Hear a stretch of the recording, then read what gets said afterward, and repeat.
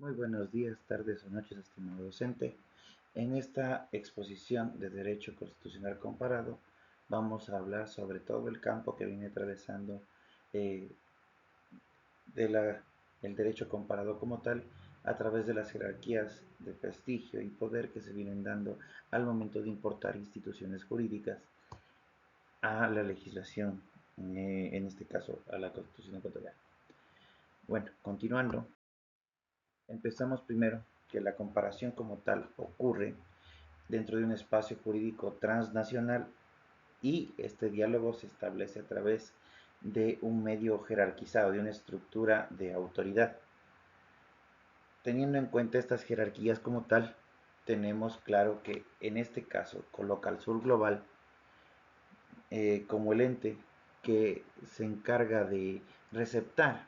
o de, mejor dicho, acoger los productos, categorías y argumentos que crea la práctica comparada y su crítica como tal. Continuando con la exposición, respecto a lo que establece el campo y las jerarquías, determinamos que, de acuerdo a lo que dice Bonilla y López Medina, es un constructo moderno de gramática disciplinar, la cual clasifica problemas, países, estándares y así facilita la solución de distintas particularidades o hechos sociales que se dan en estos como tal. Asimismo, permite fijar criterios de pertinencia, legitimidad y tener claros los centros hegemónicos que se deriven respecto a idiomas, a metodologías, a financiamiento, y así a la práctica llegan a ser etiquetas que llegan a tener un tipo de control y su influencia viene a ser, entre comillas, razonable y transferible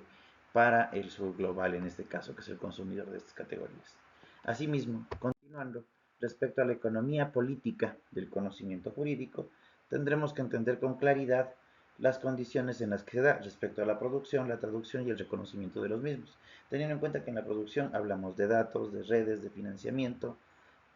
Ahora, respecto a las traducciones, sería en este caso del norte global, que se viene caracterizando más por la parte anglosajona o estadounidense,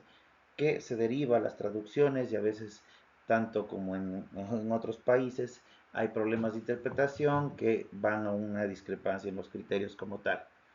Pero se los aplica de forma local, lo cual causa a veces cierta confusión entre el norte global y el sur global al momento de implementar estas normativas. Ahora, respecto al reconocimiento, tendremos que entender que el reconocimiento como tal de estas editoriales, de los índices que ponderan respecto a la aplicación y localización universal de las asimetrías entre cada una de las colonias o sociedades, tenemos que entender que el sur global como consumidor termina simplemente a veces reetiquetando y adaptando contextos y términos que son netamente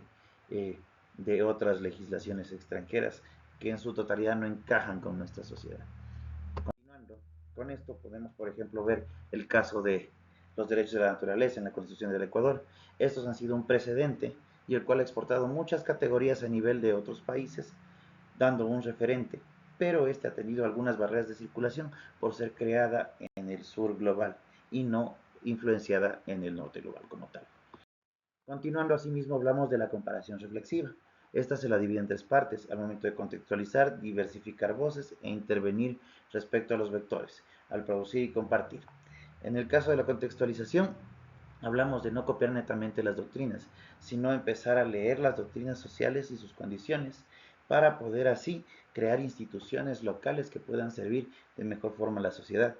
Al momento de diversificar las fuentes y las voces, se refiere a que tratemos de entender las traducciones y adaptarlas a su forma respecto al español, el portugués, por ejemplo, y así hacer más nutrido los tribunales y las experiencias de la legislación latinoamericana para poder generar en base a sentencias, jurisprudencia, redes, intercomunicación, intercambio de información entre los estados, etcétera.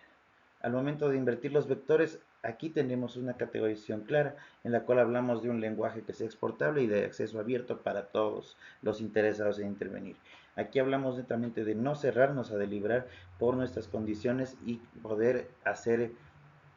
generar normativa o en este caso, instituciones a través de ya no llegar a un mero condicionamiento, sino poderlo hacer de una forma más fluida. Es decir, que tratemos de, concluyendo con esto, tratemos de finiquitar el poder no imitar a los demás, sino simplemente llegar a generar algo que nos sirva para debatir con los otros y poder así expandir nuestro conocimiento y no solo terminar aprendiendo del mundo, sino también poder aportar para enseñarle al mundo.